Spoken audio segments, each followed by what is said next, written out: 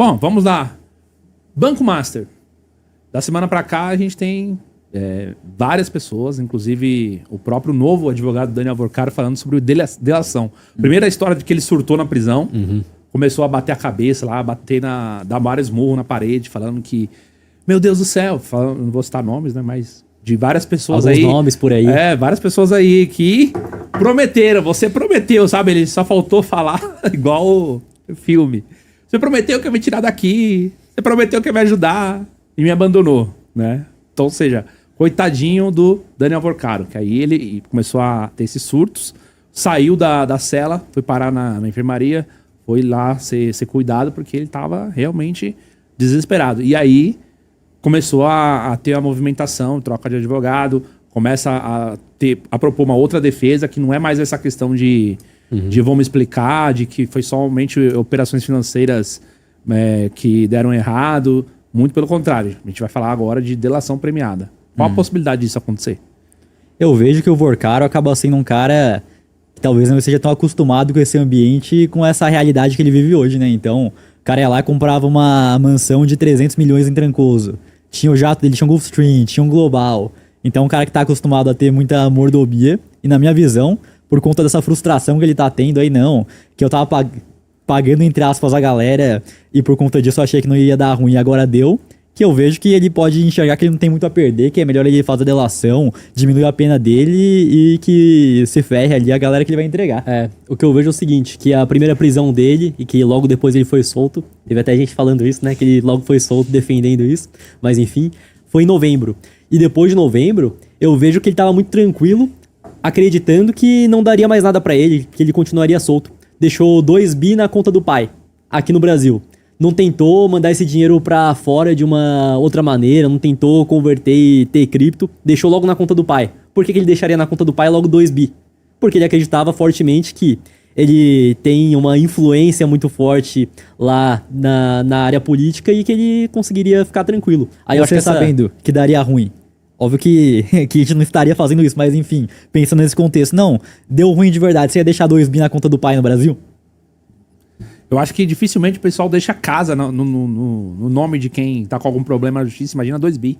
Então. Entendeu? Que é capaz da justiça falar, ó... O Júnior já pensando, ia virar tudo Bitcoin aí. Cara, pelo menos a ideia, a pergunta é se ele deixou 2 bi, por que ele de repente não jogou no Bitcoin, né? No Bitcoin, no offshore, lá na Suíça, lá nas Bahamas, nas Ilhas Cayman. Será que...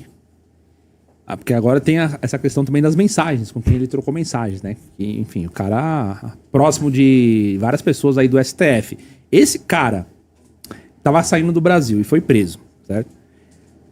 Será que ele já não tinha, tipo assim, mano, vai dar ruim, já não tinha mandado uma parte da grana realmente pra fora, e aí o que ele deixou foi só o dinheiro de pinga, ou só os trocados? Teve até vazamento também, acho que o cara vai diversificando, né? Deixa uma parte aqui, outra parte lá. Até vazou que tinha investido e colocava uma boa grana pra namorada dele, acho que era 500 milhões. Deu barco pra ela de 100 milhões, então o cara vai... Só que só pelo fato dele ter deixado uma quantia relevante de dinheiro aqui, por mais que ele pudesse ter muito mais, eu acho que ele acreditava fortemente que não daria ruim. Né? Mas que ele tem muito dinheiro fora, isso aí não é dúvida nenhuma, né? E com certeza tem muito mais. Mas acho que o fator é esse. Se ele soubesse que daria ruim dessa forma, ele não deixaria nada, praticamente. E ele foi deixando aí, foi acreditando. Realmente ele pensou que tava safe, né? Uhum. Porque até uma coisa interessante, numa rara aparição, porque depois ele foi dar o depoimento dele à Polícia Federal, ele falou, não, as pessoas falam que eu tenho ligações com Brasília, com a justiça e tudo mais. Se eu tivesse, eu nem estaria preso. Porque ele tava em prisão domiciliar. Eu nem estaria preso, gente. Uma prova de que eu sou apenas um jovem banqueiro querendo, né, crescer em meio a um mercado difícil e tal. Um discurso, assim, não fiz nada de errado. Não sou ladrão. Mas é uma narrativa que muitas vezes pro cara que não tá entendendo nada cola mesmo. Não, ele nem teria passado por nada disso, nem a primeira prisão, nem nada, se ele fosse um cara que tivesse feito tudo isso. Mas a verdade é que às vezes ele foi um cara que fez isso, mas não foi tão competente assim de não deixar rastro algum e de não deixar brecha alguma, né? Uhum. É que o que ele fazia no Banco Master lá já era muita bagunça. Tanto que muita gente fala, nossa, mas surpreendeu o banco ter tido esse problema, foi liquidado. Que quem é do mercado financeiro já sabe, a gente tá em 2026, há mais de 2 anos, que é um banco que é duvidoso. Uhum. Tem até um termo que eu já ouvi pessoas no mercado dizendo que Banco Master era banco de bandido. Eu já ouvi essa história também. E até o Júnior, que não é do mercado financeiro, já ouviu há muito tempo essa já. história de que ia quebrar e tudo mais, que o banco era só golpe atrás de golpe, isso aí eu já sabia Então. também. Mas na concepção do mercado financeiro, a princípio, é uma quebra de confiança no sistema, né? Porque como é que deixou o negócio ficar desse jeito? Em relação ao Banco Central, no caso. Exatamente, é o Banco Central, até a própria dinâmica das operações. Como essas operações conseguiram... Mano, ele pega um dinheiro de um cara que deixa, sei lá, no 140% de CDI 10 milhões, aí ele precisa pegar esse dinheiro, fazer esse dinheiro multiplicar para pagar esse cara e dar um lucro. O que ele faz? Ele compra uma empresa e vende essa empresa em 24 horas. E, sabe, os negócios sem pé nem cabeça. Exato, porque o banco, no final das contas, tem o custo de captação. Então é o quanto ele vai remunerar o cara que deixou o dinheiro para conseguir... ele pegou emprestado, né? Que ele pegou emprestado para ele conseguir fazer as operações e conseguir lucrar mais que o custo de captação. Então você pega a caixa, por exemplo. Boa parte do dinheiro que tá na caixa, o custo de captação é a poupança. Boa parte do dinheiro é do FGTS, que não tá rendendo praticamente nada. Boa parte é FGTS, que é 3% ao ano, então o custo de captação do dinheiro que a Caixa tem do FGTS, 3% ao ano é fácil. Dá uma remuneração maior que 3% ao ano. É fácil dar uma remuneração maior do que 6% ao ano da poupança. Só de deixar em títulos públicos federais lá, Tesouro Selic, já resolve.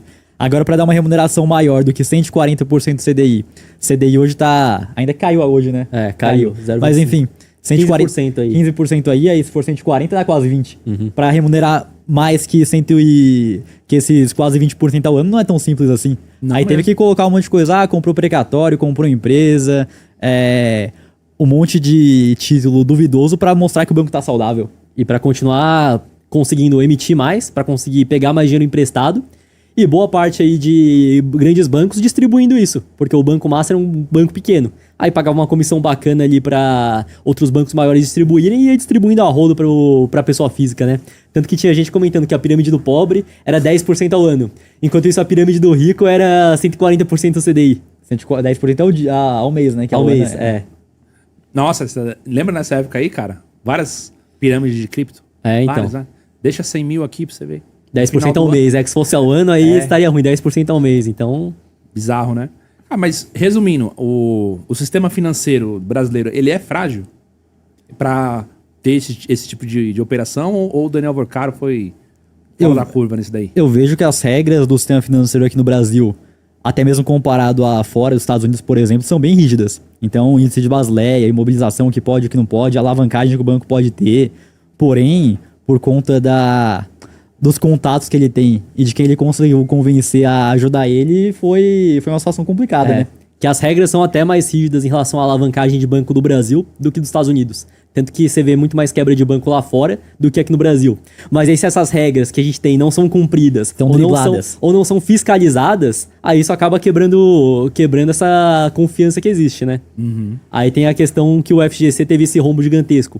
Mas na minha visão, por conta desse rombo gigantesco que teve no FGC, que vai sair boa parte de outros bancos muito maiores, porque quanto maior o banco quanto mais operação ele tem, mais ele tem que colocar dinheiro lá dentro, eu acredito que isso não vai ficar dessa forma.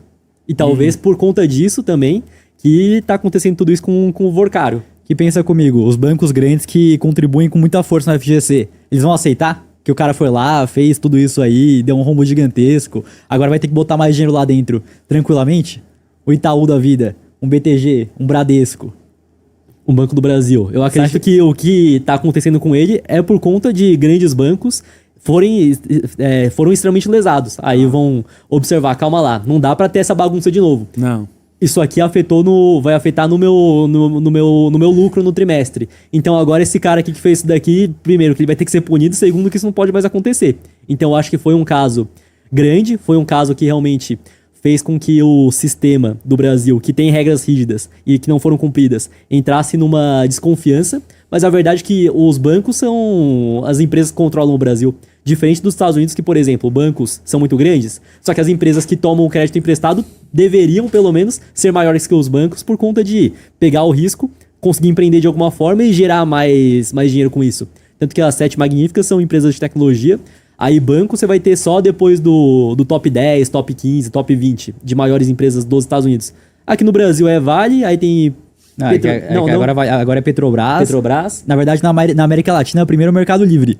que também é o banco que tem o Mercado Pago. É. Aí lá no topo é Itaú, é BTG, é Nubank, que tá gigantesco agora, é só banco. Aham. Só banco. E aí vai ter lá no top 10, vai ter uma Vale, um Petrobras, mas é banco. Então isso já é um problema do Brasil, que as empresas que mais conseguem crescer são as empresas que concedem crédito.